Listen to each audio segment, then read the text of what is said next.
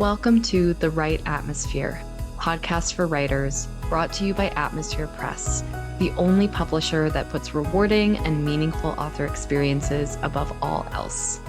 I'm your host, Hayla Alawi. On this episode, we're going to be talking about writing residencies with our guest, Allyson S. Barkley. Allyson is the author of Until the Stars Are Dead, the fantasy series, which includes Kirkus-starred A Memory of Light and a Vision in Smoke. Born in Charlottesville, Virginia, Allyson grew up an avid reader, writer, and horseback rider. She finds herself particularly inspired by hikes in far-off places, strangers in coffee shops, and clever music lyrics. Allyson earned a BA from the University of North Carolina at Chapel Hill and an MPP and JD from Duke University. Now she lives in Durham, North Carolina with her husband and their 2 cats. Thank you so much for joining me, Allyson. Thank you for having me. I'm excited to chat today. Yeah, me too. And especially because you are a multi-book author, as we just heard. And most recently, you were an attendee of Atmosphere Press's Playa Flamingo Writing Residency. So I'm really interested to hear your perspective on writing residencies in general. So I think what would be helpful to start is if you could just walk us through what a writing residency is, and particularly what you as a writer or as an artist find attractive about that kind of opportunity. Absolutely. So a writing residency is an opportunity for a writer or another artist to go stay somewhere, ideally somewhere really beautiful and cool, Right. and have a few days or a few weeks or whatever that particular program allows to really just focus on their work, on their art. And some of those expenses are supported by the sponsoring organization, in this case, Atmosphere. And for me, as a writer, a residency is, of course, a time to sort of maybe go somewhere new and find some interesting inspiration in that kind of change of scenery, to have a designated place to do that work. And also, as someone who has always been writing part-time and is not fully self-supported only by my writing career, it's really an opportunity to say, this is my space where I just get to be the writer part of me and not have to think about all the other stuff, not have to worry about whether I should be making time to do something else that, normally I would be kind of handling or juggling in a regular week at home. And so for me, that's really what I look for, is just like this space to connect with that part of myself on a very exclusive sort of level, without the distractions, without the sort of other obligations. Yeah, and I like that you mentioned the space that it gives you to really just be a writer, because a common misconception that I hear all the time is that a lot of writers, are fully self-sufficient or self-supported by their writing. And really, I mean, regardless of if you're a self-published author, if you're traditionally published or hybrid, most writers are not supporting themselves fully on their writing, which is just, a reality of publishing right now. But that aspect of just having the time to not worry about paying my bills and going to my job and all these other responsibilities I have to take care of at home. I don't have to think about any of that at a writing residency. So, are there any other advantages like that that you get from attending a program like that that you might not get anywhere else? Yeah, I think there's also something about in addition to maybe being free from those other obligations, sort of a sense of quiet and security. You really enter sort of a bubble, Mhm. where, at least in my experience, it's like I have this lovely, condo to myself, and, sort of a quiet place, a small town that you're in. So there's, some things going on, other people around, but really your space is your space, and you can really make that what you want and what's going to be useful for you. And for me, as someone who often has a lot going on in my everyday, it was just so refreshing to kind of say like, no, it's good. I'm cutting it all out. I really went like no phone, no email, all of that for about 5 days, and just say, I'm gonna just try not to think about anything other than my work here. And I think it was really conducive to that in a way that was surprising to me. I mean, I knew I was gonna enjoy it, but I wasn't sure how successful I would be with sort of like, how many words do I want to write or how many hours can I put in? And I sort of got there and it was like all of a sudden you just feel sort of the magic of having that space for just you and your work. And um it really allowed me to be so productive and also just so connected. So even once I was back in the US and like back in my routine, sort of that inspiration just kept going. Like my brain was still churning because I had given myself so much time and so much space to really just like sit with my creativity and sit with my thoughts and sit with my characters. And so it didn't just like turn off right away. And I think that was really cool as well.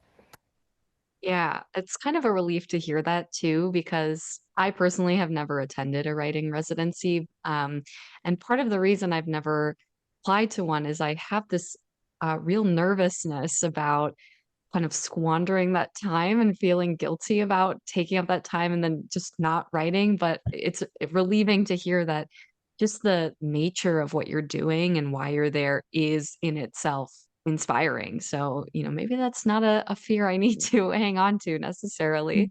I was really Um, worried about that before, and I actually one thing that I've also enjoyed about this particular residency is the connections with the other authors who have gone, and I was able to connect with Ebony Stewart before I went. And she was the resident in Playa Flamingo the year before me, and she had some really great advice. And I told her, I'm kind of worried, like, how did you make sure that you were using this time well? Because this is just like a huge trip to take and a huge thing to commit to then sort of, as you said, maybe squander it. And she said, just think about it as a time to be creative. Like, even if you don't write a single word and you just go and you just let your brain work and you just sort of like take in the world around you and you let your thoughts move the way they're going to move, like, that's still productive. And you might really realize certain things or, make certain connections that will be useful by the time you get back. And so having that mindset going in was so helpful. And I was really grateful to her and just like the time that she was willing to take to talk.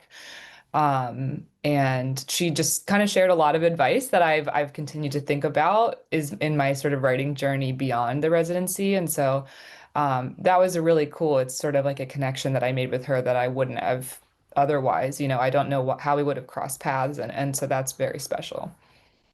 yeah, it's this added element of developing community and Hmm. it's kind of like networking with other writers, I guess, but hearing you Hmm. talk about it sounds a little more sparkly than that, at least. Yes. So my last, I just want to also touch on this. How do you pick a residency that you want to apply to? Is there a way to filter things out, or is it like, I'm coming across this opportunity and I'm applying, or how does that process work for you? Yeah, I think I mean because I'm an atmosphere author, this was just an opportunity I was familiar with, and so for me it sort of felt like a no-brainer to throw my hat in the ring, but I think as I would go forward kind of considering other similar opportunities, it would be, maybe a matter of thinking about the resources available, like what does this residency actually provide? Like, are you beyond the expenses that are paid or not, like, are you getting sort of editing support or those types of resources from the sponsoring party?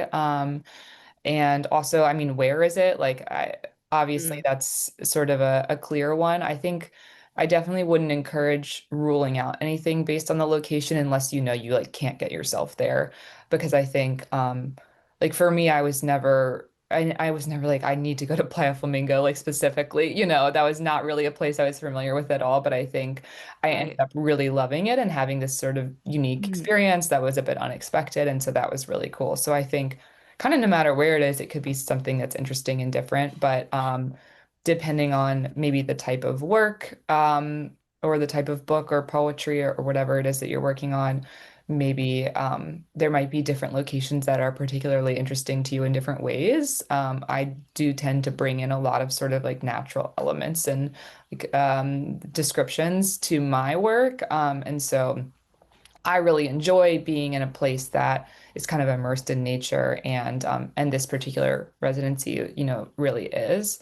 But that's not to say that like going to stay in a different city for a while or doing something like that wouldn't also be really cool. So yeah, I think I would just think about like what are the resources provided, like what's the support provided, and you know, where's a location that might be just kind of new and different and unexpected? Because I think putting yourself in a setting that is unfamiliar to you is a really good way to just like spark your brain and spark the creativity and maybe shift some thoughts into kind of a new perspective.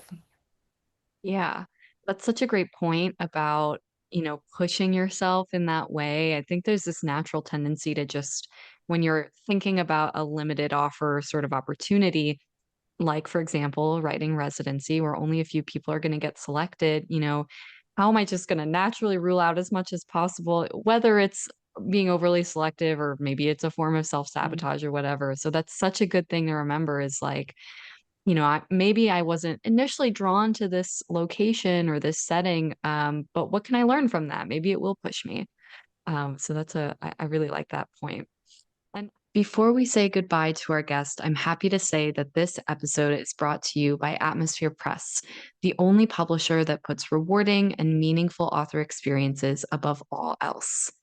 Founded in 2015 by an author and PhD in literature and devoted to serving authors through editorial, design, publication, and promotion, Atmosphere has sold tens of thousands of copies of their authors' books across 6 continents.